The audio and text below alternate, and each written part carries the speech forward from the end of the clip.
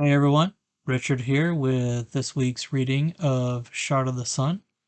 I hope you're enjoying the story so far, and we will just pick up where we left off. So, Chapter 4. The rest of the day passed without incident. The crowd at the gatehouse didn't leave, but they weren't trying to get past the soldiers now.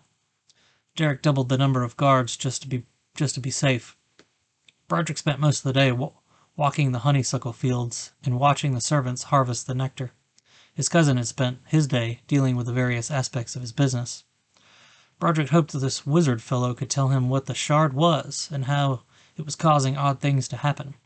While he walked the fields, he did notice what appeared to be a figure among the tree line that bordered Derek's fields. The figure was hidden among the shadows, so he couldn't make out any of the details. He looked to see where the nearest guard was to have him investigate it, but when he turned back, the figure was gone. He didn't see whoever it was again the rest of the day.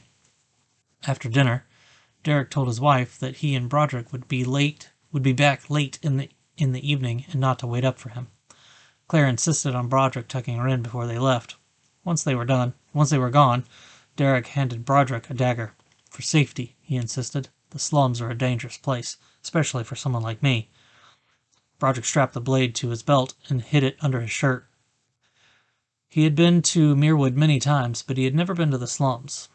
Muirwood was an economic powerhouse and boasted one of the biggest workforces across Runde, but even so, many people still managed to fall through the cracks of such a rich society. Most of them lived in the slums. Abandoned warehouses and old shops that were no longer used served as homes for them. Thieves and murderers found shelter here as well. Everyone who called it home adhered to a strict code of honor. No one stole from one another, and no one killed one another. Anyone who happened to accidentally wander into the slums, however, was fair game for anyone. Derek and Broderick had dressed in the clothing of some of the servants. They weren't the tattered rags of the homeless, but Derek assured his cousin that they would blend in enough to pass through unharmed. Broderick hoped his cousin was right. The sky wasn't marred by a single cloud. The moon was full and bright, reflecting off the smooth stones that made up the roads through the city. They passed a few buildings that made Broderick assume they were in a derelict part of town. He couldn't have been more wrong. These are just the middle-class homes, Derek informed him. Broderick began to dread seeing anything worse. They left the paved roads and began traveling down dirt paths wide enough for 3 people side to side. Broderick doubted he would have felt any safer during the day. A stream ran through the town, and they crossed over it via an old and worn bridge. The streets didn't have lantern lighting the way the better area of town did. Here and there, Broderick could make out bodies lying against the rickety buildings. He didn't know if they were dead or drunk. They were on the path. The path they were on branched left and right. Which way? Broderick asked. I'm not sure, Derek answered. You don't know? I thought you'd been here before. Derek patted the air to calm his cousin. I did jobs for him. I never said I met him. The shadowy figures of a couple thugs detached from a nearby building. You lost? One of them asked. The moonlight glinted off the metal of a blade. Of course not, Derek answered. We're going to speak to the necromancer. The thugs halted uncertainly. Why would you be looking for the necromancer? Don't you know what happens to people who cross him? Derek nodded. We do, but we do what we must to survive. He winked at Broderick. Which road can we find him on? The thug who spoke pointed to the left. That way. Don't say I didn't warn you, though. They melted back into the shadows. Broderick couldn't tell if they were gone or not. Derek led them down the left fork without speaking. They walked for close to 20 minutes before they came upon a small, 1-story brick building. This must be it, Derek announced. How do you know? Broderick asked. Derek pointed to the path. Because the road ends here. There were no windows. A single wooden door seemed to be the only entrance. Derek knocked and waited for an answer. They could hear someone shuffling inside. What do you want? A deep voice demanded. We need your help. They could hear what sounded like a latch being unlocked, and the door cracked open slightly. A milky white eye, devoid of any pupil, looked out. The moonlight reflected eerily from the whites of the eye. Help for what? Broderick stepped forward. I have some questions, he said. Questions about this. He held the shard up for the eye to see. What is it? The voice hissed. Broderick shrugged. I was hoping you could tell me. The door swung open silently, and an ugly figure stepped out. A tall man, bald and wrinkled, greeted them. Broderick saw the person's other eye was the same. He suspected the person was blind. Go in. The figure bade, casting a wary glance up the dirt path. They quickly heeded the command and entered the room to find it well lit with candles. Twisted symbols were traced on the walls with a red flaky substance. The figure shut the door and locked it before turning to face them. "Why do you think I can tell you what you possess?" Derek spoke up. "You are the necromancer, aren't you? I did a few jobs for some men who worked for you some years ago. I knew if anyone could tell us, you could."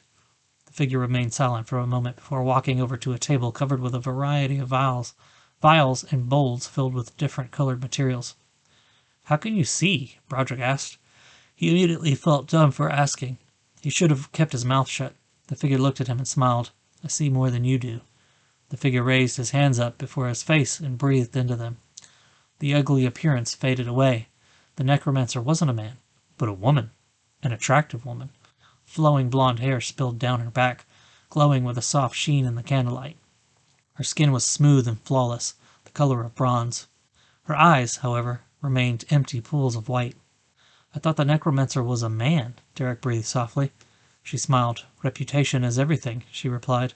"How many would come seeking to steal my secrets if they knew the necromancer was merely a woman? But you are not here for that. Let me see the stone." Broderick held it out to her. She took it in her hands and laid it upon the table.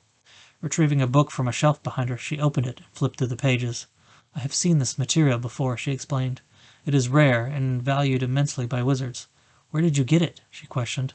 Broderick related his tale to her. "I have heard word of you whispered in the streets. A healer, some say. Others claim you are a messenger from God, but we know you are neither. I know exactly what this stone is." She continued flipping through the pages of the book, looking for a specific page. "Here it is," she said, turning the book so they could see. Images were drawn on one page, and words were written on the other. "What do you know of the sun?" she asked, "besides the obvious?" Nothing." She shook her head, frowning. "Long before the demons ravaged our world, long before there were kings or boundaries, our sun was dying. The creative power that forged it was failing. In those days, wizards could harness powerful magic.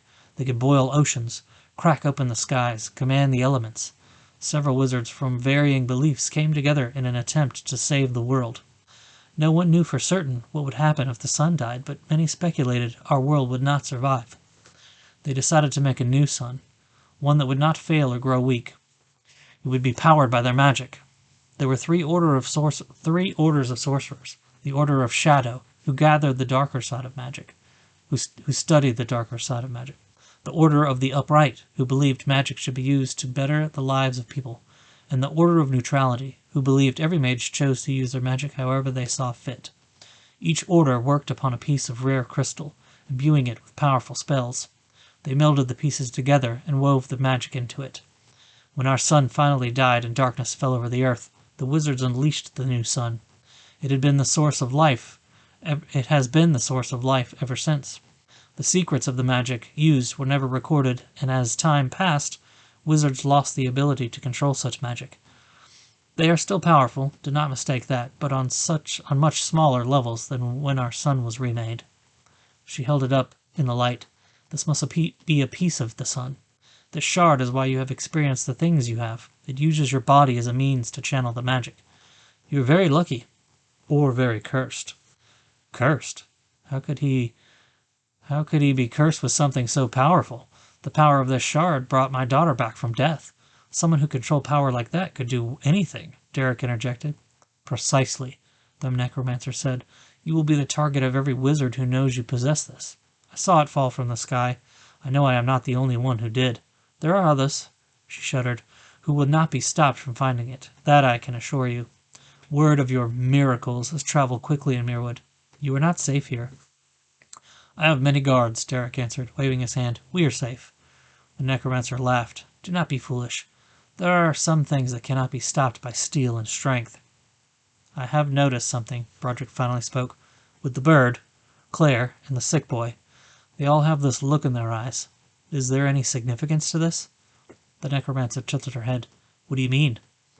"I can't describe it. It makes me uncomfortable, though, and I don't know why.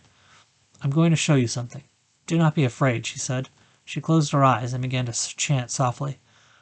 A form came walking into the room from a doorway neither man had noticed. It was a man, a very dead man. This is the product of my magic, she explained. I can animate the body, but there is no intelligence to speak of, just the base instincts. They are good for labor, but cannot do anything that requires them to think. It is said that wizards used to be able to raise the dead, binding the spirit back into the body. Perhaps this is what the magic of the shard has done. But beware, she warned ominously. They may not be who they seem. Magic is powerful, but it is not like the natural forces of creation. Life is never fully restored to the body. There may be consequences that you do not see immediately. Now you must go. She pointed towards the door. One more thing, she added as an afterthought. Unless you were born with the gift, the magic will drive you mad in the end. They turned to leave. Broderick wasn't sure what to do with the shard. What if something bad comes from using it? When they got outside, Derek turned to him. Do you know what this means, cousin? You could be king if you wanted. People will worship you. Anything you want could be yours, Derek spoke excitedly. This is a blessing. Broderick pictured the look in the eyes of the bird, Claire, and the boy. He wasn't so sure his cousin was right. All right, into chapter 5. Hopefully you guys are liking it and where it's going. It's pretty cool to come back to this and see what I was doing with this story. It's been a while. I wrote this one back in 2013, I think. So, interesting. So, cool. Thanks for listening, and we'll see you next week.